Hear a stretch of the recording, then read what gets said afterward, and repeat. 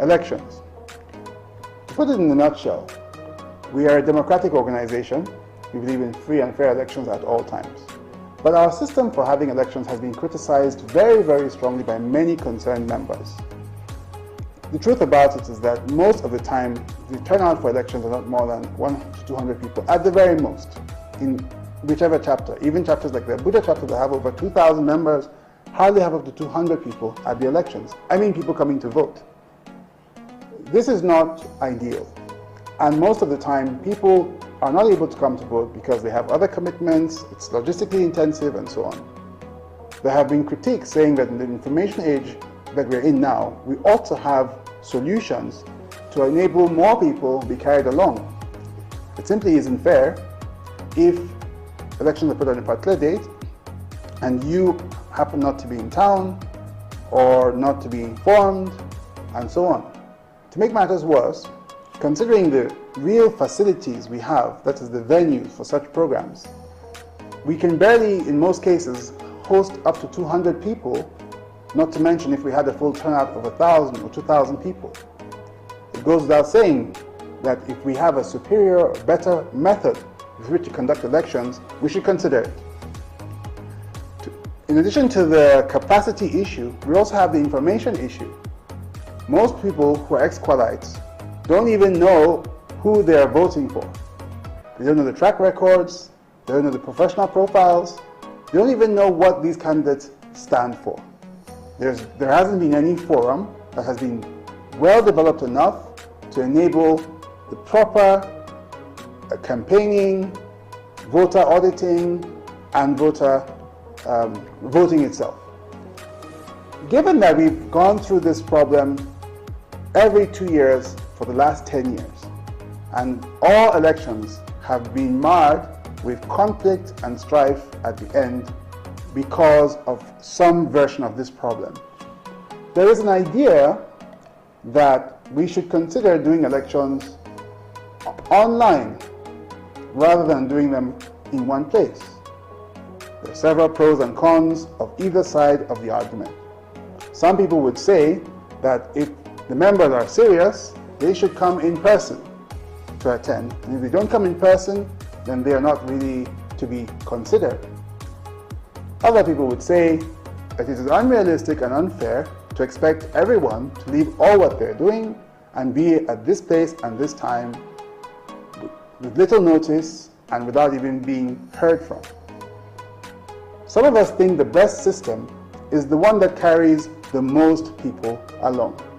And given that we will never have all 10,000 members in one place, be it in Lagos or Kaduna or New York, some people feel we should strongly consider an alternative system. Now, we have gone ahead to prepare a system that can be reviewed by you to see if it will meet the needs that I have just described here, and which are elaborated further in the write-ups on our Facebook page. Please read further on this if you need more information, or contact my office directly. But this system will allow the following things be possible. Number one, you will have more time to make up your mind about candidates. Instead of deciding in 10 minutes about faces and people you have never seen before, you will have at least a week to study each person, what they represent, what they did before, what they promised to do. Secondly, you won't have to leave your house or travel across states to go and vote. You will stay with your phone or your laptop and spend no more than 10 minutes at your convenience. And all your votes will be collated. This would give you time to share ideas with people, to review the details privately, and then make your vote when ready. Another advantage this has, for sure, is that it would get 5,000 or 6,000 people involved in the process that thus far never has more than 200 people. And all the results would be auditable and verifiable by any stakeholder, not just today, but for all posterity. There's a lot to say about this issue. It is by no means simple, but we urge you to take a deeper look.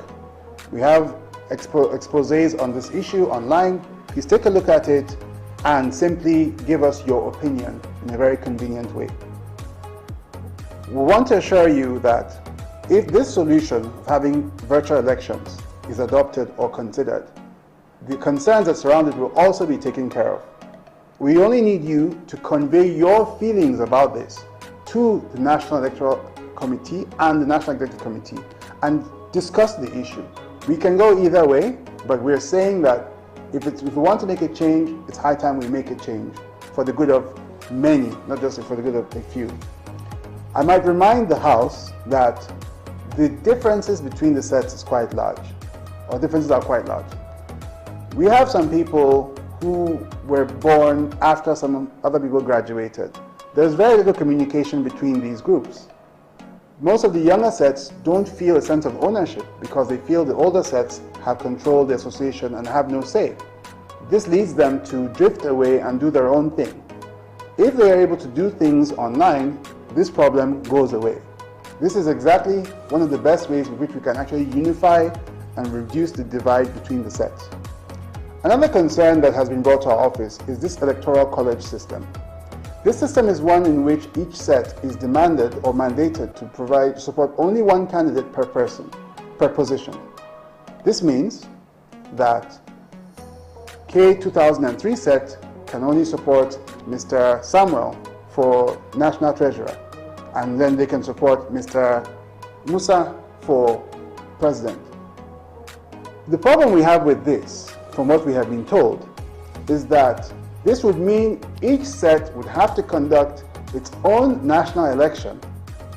In other words, all 30 sets would have a full election within that set for all 9 neck positions.